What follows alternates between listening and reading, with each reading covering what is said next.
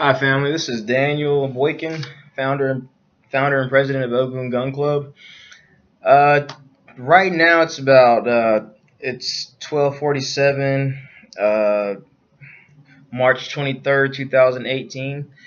I'm here in Washington D.C. right now because I had some media outlets that flew me out here because we're gonna have a panel actually in about 8 hours. We're gonna gather as a panel and discuss gun control. Right now, I'm just going over my notes and what my talking points for this discussion. Sorry, I'm in my robe or whatever. I'm just comfortable,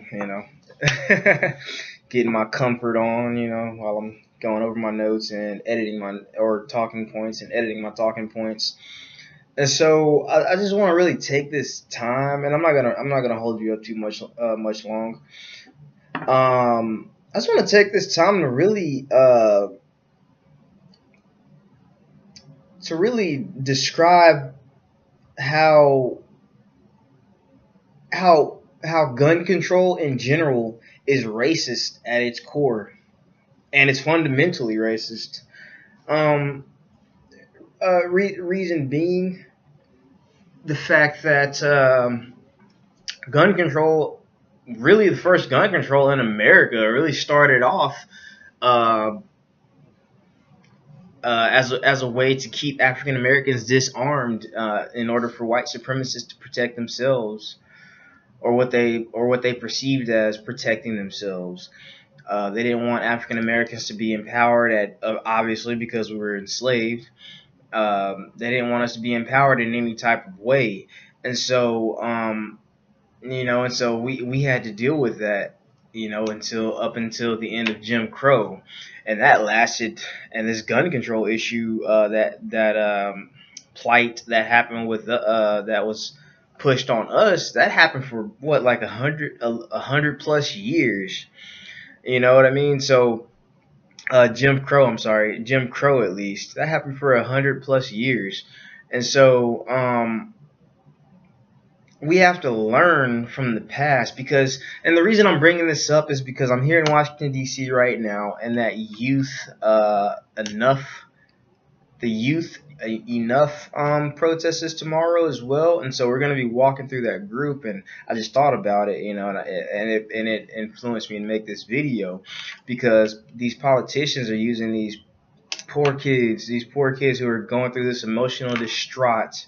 They're using these poor kids who are emotionally distraught right now because of this Florida school shooting that just happened a week or two ago, as pawns to pass their political agendas, and it's sickening, you know. And so I'm gonna take this time again to I'm making sure I didn't pause the video. Okay, sorry. So I just want to take this time to have people understand that the racist history of gun control, because it's always affected the African American community in a negative way.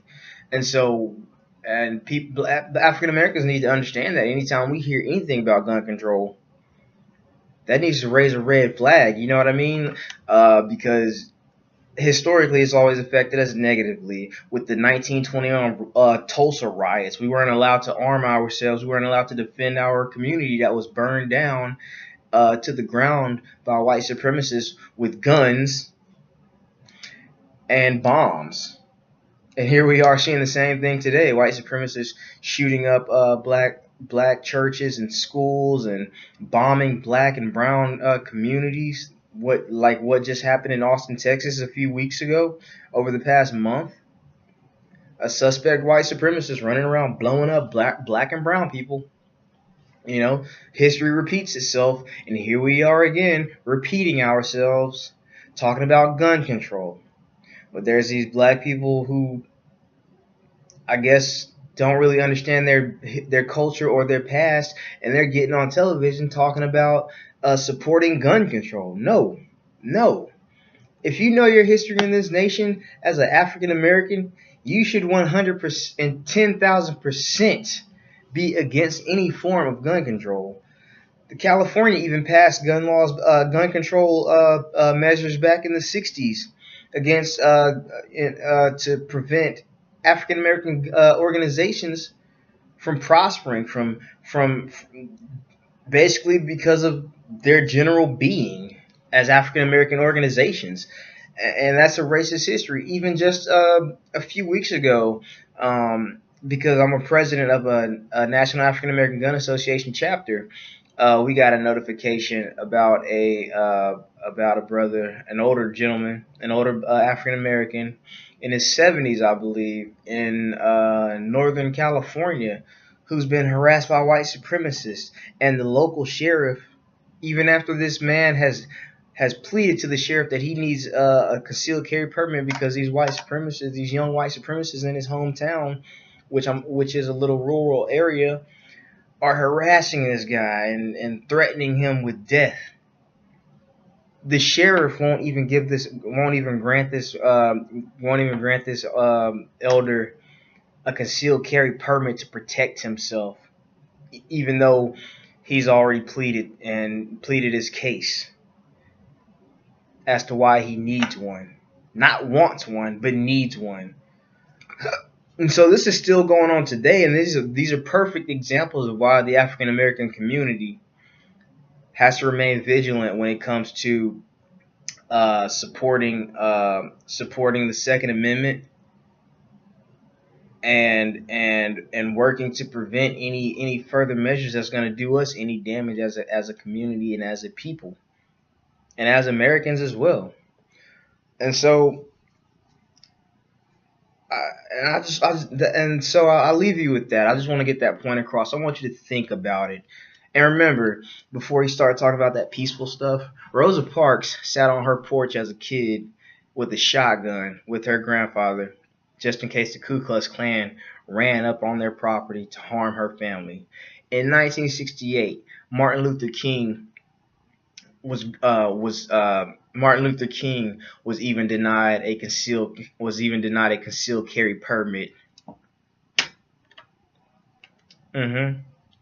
Malcolm X has been telling us to start telling the black community to start gun clubs since his reign.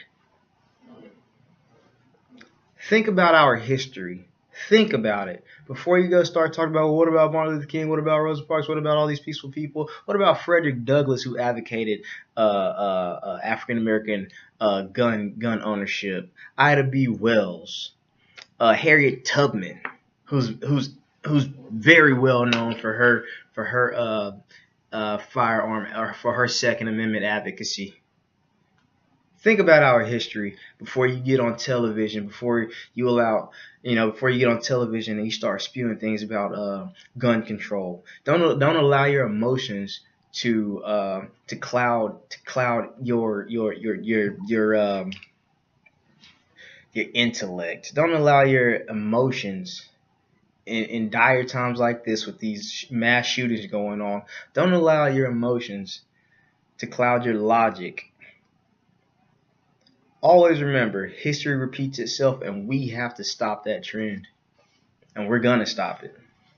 My name is Daniel Blake. I'm president and founder of Ogun Gun Club. I'm here in Washington, D.C. And we'll be tomorrow, or actually in a few hours, I'll be taking part in the Guns in American Conversation. Be on the lookout for it. And here's all the information right here. And these are the 20 people that I'll actually be having this discussion with. All right, people. Keep it godly and keep going.